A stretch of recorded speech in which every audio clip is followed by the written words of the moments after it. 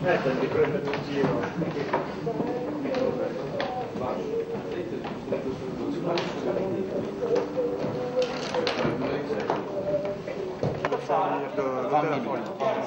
Avec le trafic? Ah ouais, il n'y a pas de trafic. Oui, parce que c'est... So, yeah, sorry.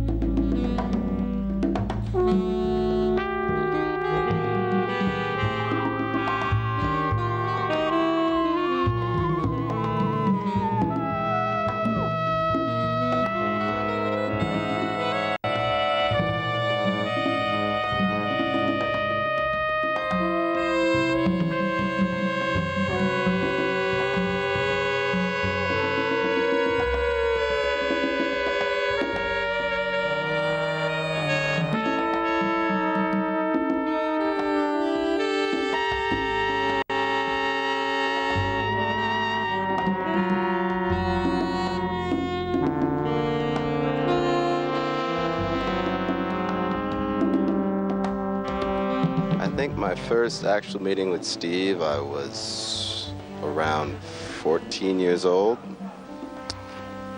And a mentor type person to me named Jessica Jones took us all to see a workshop being held by Steve at Stanford Jazz Workshop. And it was there that I hung out with him and I met Ralph Alessi and we played through various things, but I mean I was really young and I don't even think he really remembers that day. It was a while back. But then I met him when I was 18 when he was teaching at the university in the city that I'm from, which is Berkeley, California. And that was where I guess we talked and went over some things about music and played and whatnot. I met Steve Coleman like 6 or 7 years ago in Cuba. I am from Cuba. So we met there and he introduced me some of his music and some of music that he was introduced to, like different other musicians like Doug Hammond and just different music. And then actually in the same year we actually play in Cuba together and we start doing some things here and there, but it has been actually like 2 years that I've been playing with him like in a regular band.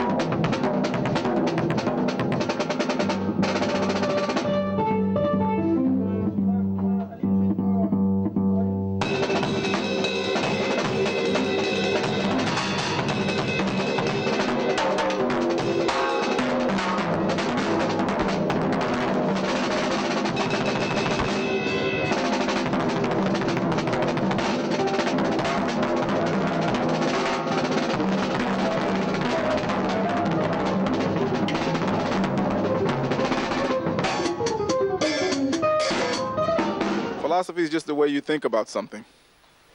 And so, you know, it's for me it's not something special. It's just the way you think about life, about the universe. And of course music is just a reflection of how we think. So sure, you could say philosophy can be music, you could say philosophy can be art, mathematics, could be, I mean, sure, it could be all those things, because all those things are coming from the way we think, the way we feel. So I just try to create. I don't think about Western music, Eastern music.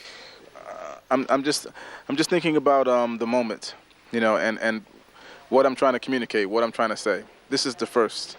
The first thing is I'm thinking about what am I trying to say, and I use all of the materials I can use for this, all the materials.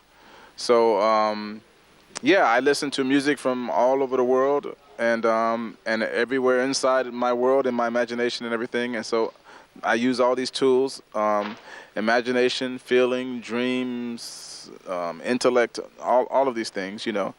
But there's always something that we're trying to communicate or that I'm trying to communicate, and at that moment I bring those tools to that purpose. At least this is what I try to do, is always to speak about something.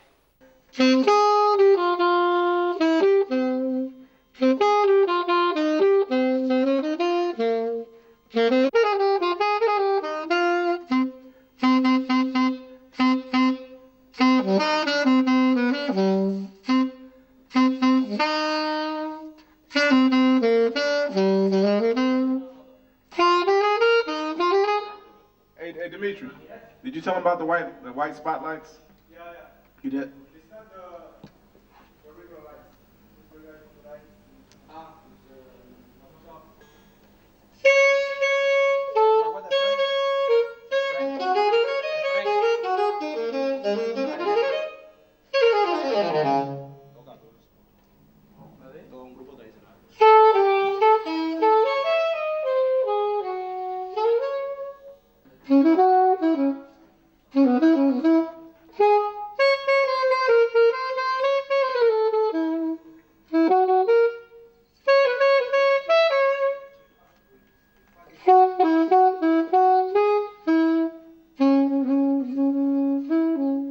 Steve Coleman è una delle personalità più svettanti tra quelle emerse dal panorama jazzistico formatosi più o meno nell'ultimo quarto di secolo.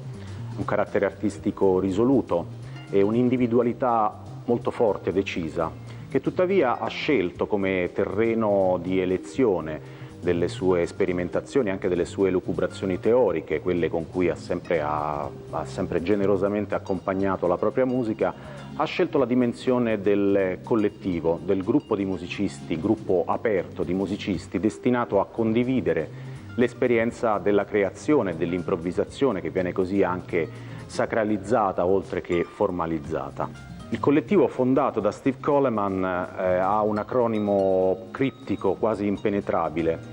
M-Base starebbe per Macro Basic Array of Structured Extemporizations, vale a dire un apparato macro basilare di estemporizzazioni strutturate. Vuol dire che appunto viene messo in gioco anche il modo di pensare, il modo di relazionarsi alla realtà, il modo di rapportarsi all'industria musicale e al pubblico, ovviamente. M-Base non è un tipo di musica, precisa Steve Coleman, nel quale non è riuscito a raccontare cosa è e cosa non è l'M-Base neanche in una decina di pagine che occupano il suo sito web sull'argomento. Questo credo vero e proprio nell'associazionismo, nella dimensione del collettivo, riporta alla mente anche esperienze nate nel passato della musica afroamericana. In questo senso Steve Coleman traccia una linea di continuità, anche se è sempre prossima ad un punto di rottura, a una lettura eversiva anche del passato.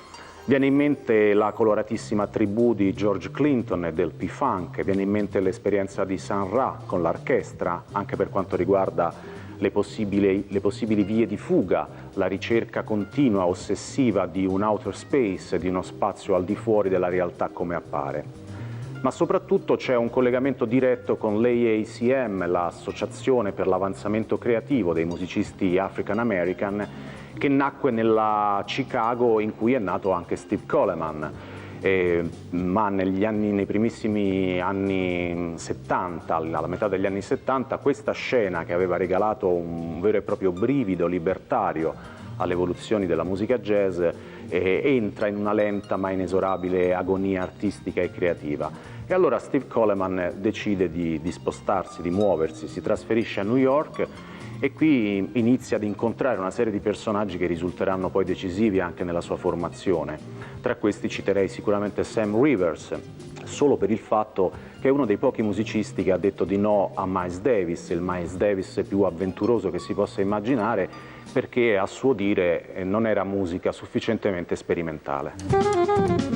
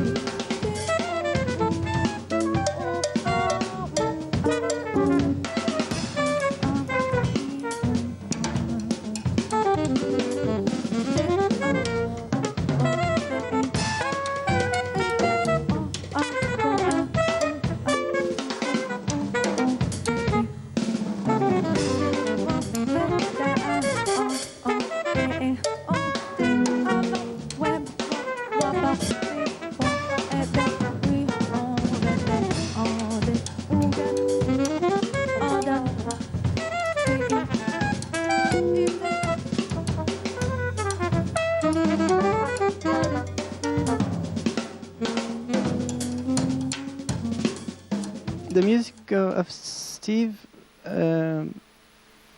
it's for me. It depends on each period of his life, and now I think he's not doing the same music he was doing maybe 10 or 20 years ago. And I think it's pretty hard music. It's kind of music you must practice a lot because there are a lot of different layers in the music happening at the same time. So it's very easy to get lost on it, but very interesting and very personal kind of music. It is difficult. It is difficult. It's very challenge for the musicians to play it. You have to develop certain skills to get to play with a certain. Mostly also the attitude of it. You have to change a lot the attitude with other musics also. So it has a specific attitude that you have to really put on yourself. And of course, it's very complex music, and it's complex for the ears, it's complex for the one that is playing.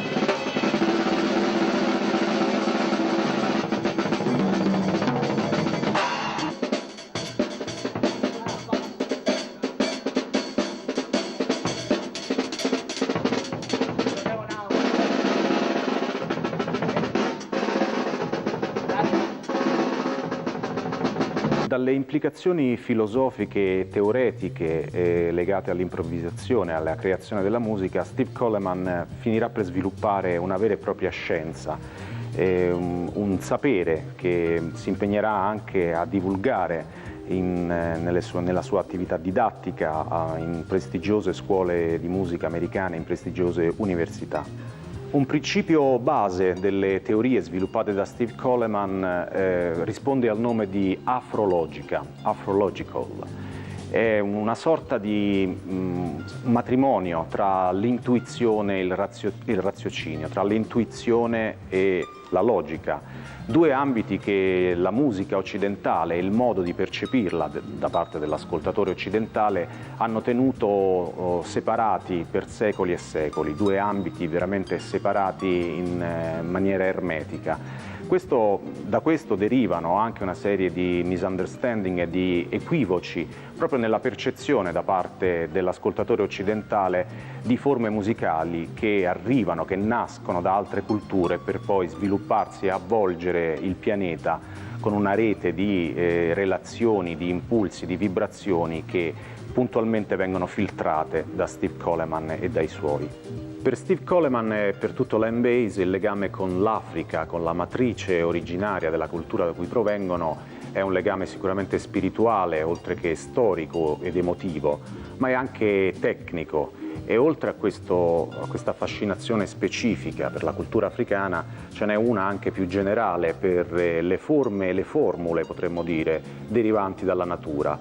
Un senso di equilibrio, di perfezione che la natura esprime soprattutto nei dettagli. Steve Coleman è appassionatissimo di dettagli e di particolari e riesce a leggerli, a tradurli attraverso un ragionamento che può essere matematico, influenzato da una figura essenziale come quella di Fibonacci, o naturalmente può essere anche musicale. La boa boa da raiz, la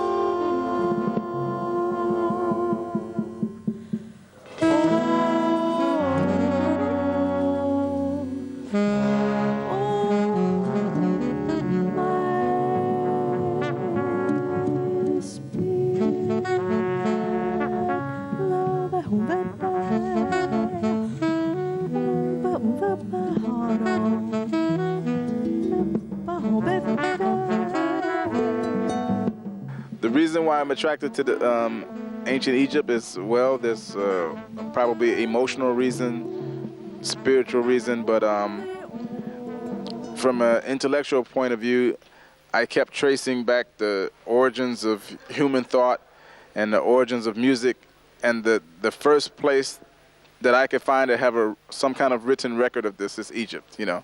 So that's as far back as you can go, because after you have the hieroglyphic language and writings and the cuneiform writings, you know, they haven't translated anything more old than what's happening in Egypt and Sumeria, Babylonia. So that's the furthest I go back to this time. And as far as mathematics, you know, mathematics is, people make a big deal about mathematics, but mathematics is just the manipulation of numbers and things like this. And humans have done this for like forever, you know, a long, long time. So if you study any civilization deeply, you know, and you get into the way that they did things in terms of building and structures and things like that, then you have to use some kind of numbers, you know, to understand this. Plus, for the music, the only form that we have the music in is really kind of numbers, because there's no CDs from ancient Greece or ancient Egypt or something like this, you know, so all you have is the writings of the theorists and things like this, and you have to imagine what was going on.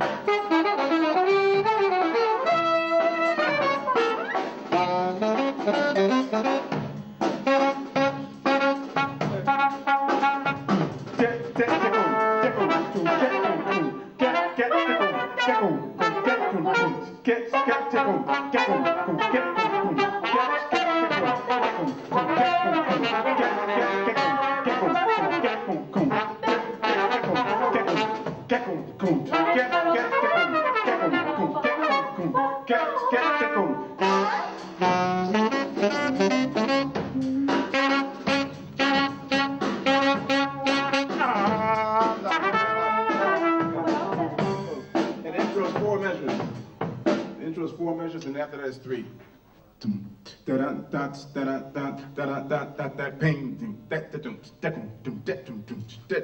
It's just the intro is the four measures. Everything else is three. D flat, A, ba ba da, the D flat, and da ba da ba da da da da. I'm playing the roots of the thing.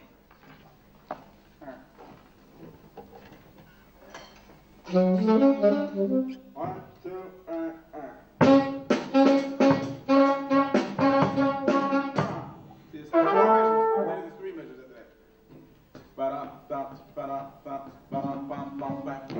I'll sing the whole thing with Jonathan. Just play the whole thing with me. Split ba ba da ba da ba do ba da ba da ba da be ba da ba bang boom ba da ba da ba da ba da ta ba ba ba ba ba ba ba ba boom ba ba da ba da ba da ba da ba da split ba ba ba ba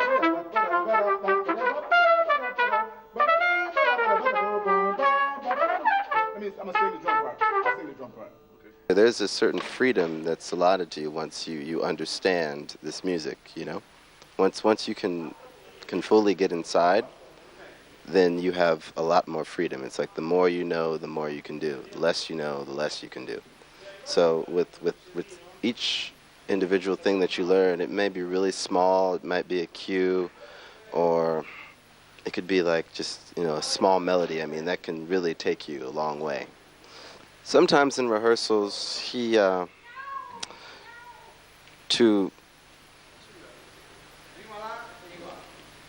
rehearse certain parts of the band, he'll have me do something that, you know, I mean, he, like you said, he's only one leader, so he can't do everything at once. But he'll have me, like, work one part, like the horns, and run like a melody while he rehearses the rhythm section. So it's a minor responsibility sometimes on my part, you know, helping out with these rehearsals at times, you know, letting everyone know these melodies, rhythms, etc.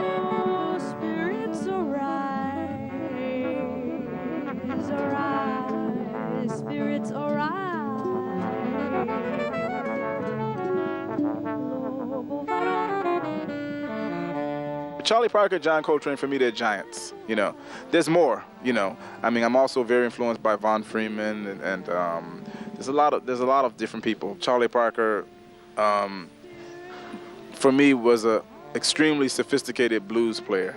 You know, and he had a very sophisticated way of expressing the blues. It was like a, I don't know how to call it, space blues or science, very high science. You know, and John Coltrane, for me, carried this more forward into the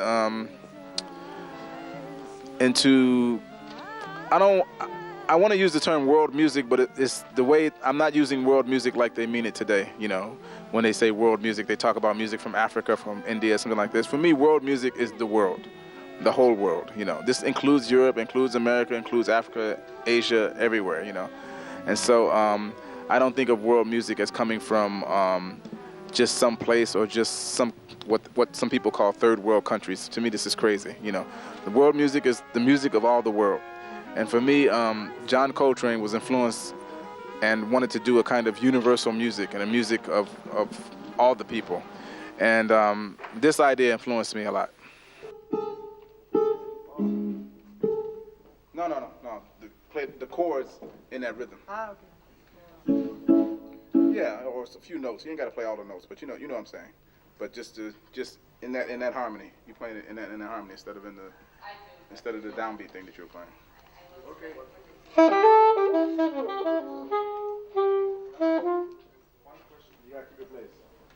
La musica di Steve Coleman può risultare a volte spigolosa, inaccessibile, disorientante, in una parola sola difficile, respingente, ma è ben poca cosa rispetto alla sofisticazione dei ragionamenti, delle teorie che stanno anche alla base di questa musica. In realtà ci sono diversi livelli di impatto possibili, si può rimanere in superficie o si può andare anche in profondità. In superficie emerge sicuramente questo legame libero e riformulato in qualche modo con la matrice africana, ma ci si può sentire anche James Brown, vale a dire la musica popolare dei neri americani, alla quale Steve Coleman in parte si ispira e continuerà ad ispirarsi anche nel futuro. C'è questa linea di continuità che include naturalmente una triade fondamentale di sassofonisti, fondamentale per la storia del jazz e per la formazione di Steve Coleman, un trio di sassofonisti formato essenzialmente da Charlie Parker, John Coltrane e sicuramente Ornette Coleman.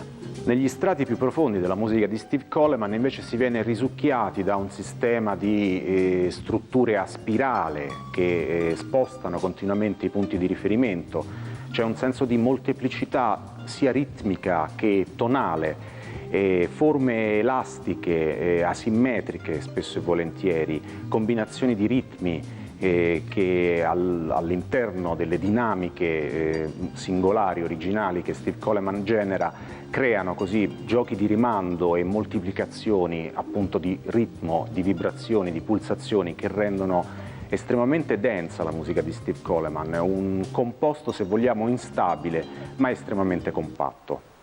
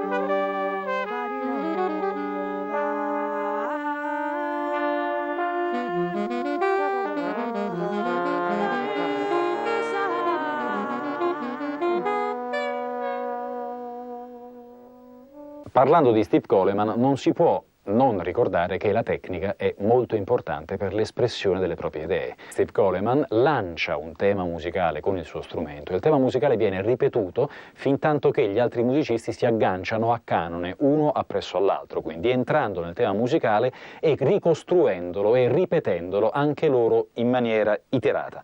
Mentre gli altri musicisti ripetono il primo tema, Coleman lancia un secondo tema che viene poi fatto agganciare dai musicisti. La chiave fondamentale dei Five Elements è proprio la possibilità di fuga in avanti che ciascun componente ha, pur rimanendo all'interno del percorso musicale tracciato dal band leader. Anche se potrebbe sembrare che all'interno dei Five Elements Steve Coleman sia soltanto un sassofonista, il compositore Steve Coleman è un personaggio che usa tutto quanto quello che più gli fa comodo, non ultima la tecnologia. Steve Coleman ha scritto un programma di composizione algoritmica che si chiama Ramesis. Questo sistema di composizione algoritmica si basa sull'inserimento di dati numerici e musicali che vengono poi elaborati, rielaborati e riemessi in maniera più o meno funzionale ai desideri del musicista stesso. Ovvero non c'è solo il sassofono con la sua ancia, ma c'è qualsiasi tipo di strumento musicale possa essere utile, MIDI o no. He brings the idea, it's his idea, the ones that he brings. So the way we actually play, as I say, you have to kind of respect a kind of attitude of the tune. But the way you play it, it has to be your own way, because you have to personalize the music by yourself. So in this kind of music, that's, I mean, in any kind of music, I will say, but specific in this kind of music, I think he brings mostly the ideas of it, and he has very clear his music, Actually, Steve, he has a very loose approach on stage. Means that he never does a set list, or he never tells you what he's going to play, and he can even play tunes you don't know, that you must learn after the gig, or so it's very spontaneous kind of approach, which is very stimulating but very difficult at the same time. There are what we can call cues. It means some musical phrases you can do that may go into a new tune, or then finish the song, or then change speed, or there are a lot of little signs like that, signals like that,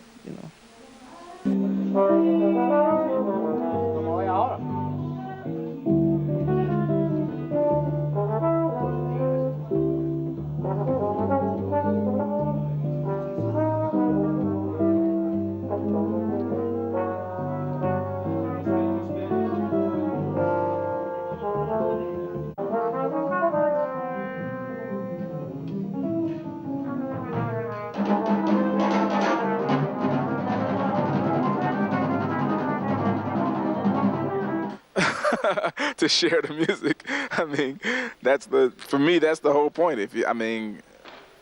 That's it. That's the reason. For me, I would be happy if nothing cost anything in the world. Of course, I'm born into this world and everything's in a certain way before I get here, and I can't change the world. But for me, it would be better if you paid for if money didn't exist, if you paid for nothing. just exchange of services. You know, if you want to do something and I want to do something, then maybe I do something for you, you do something for me. This is the original idea. I give you 2 sheep, you give me a cow, you know. Now that we have money and some people like Bill Gates have so much and some other people have nothing, you know, then we have a big problem.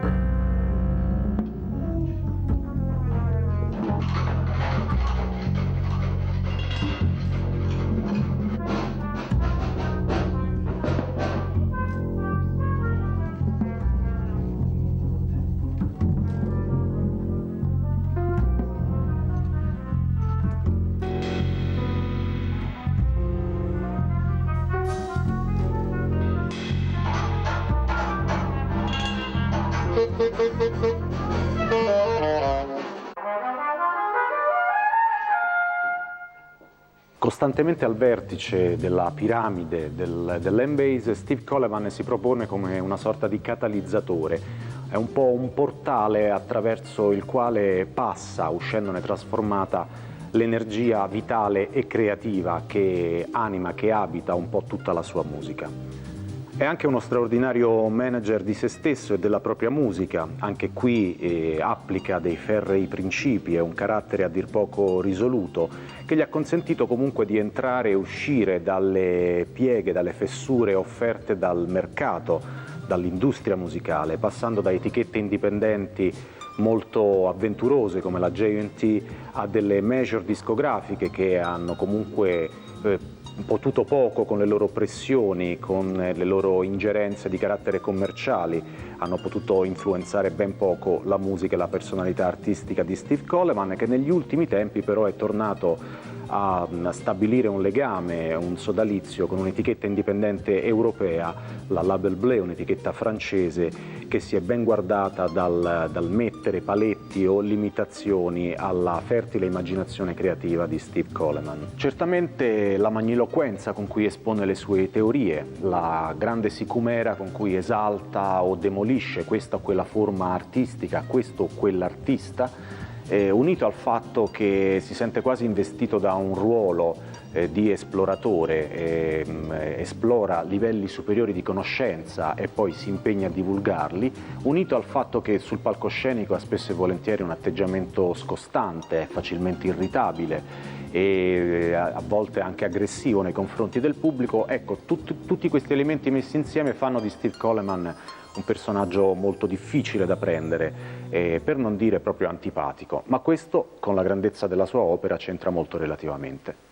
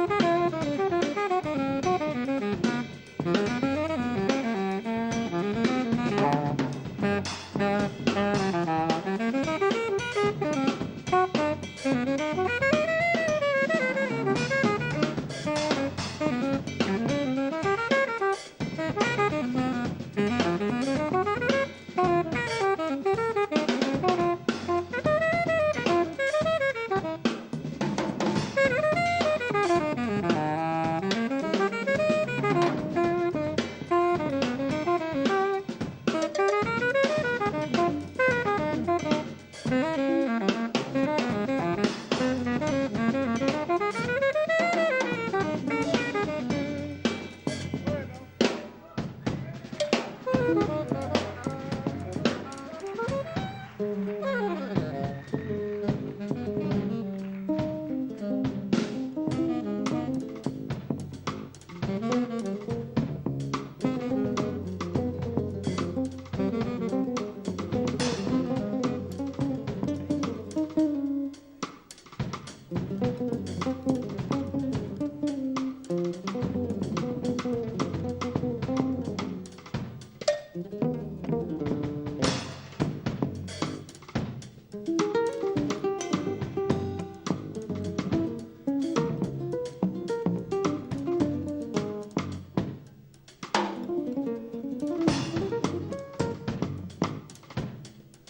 you.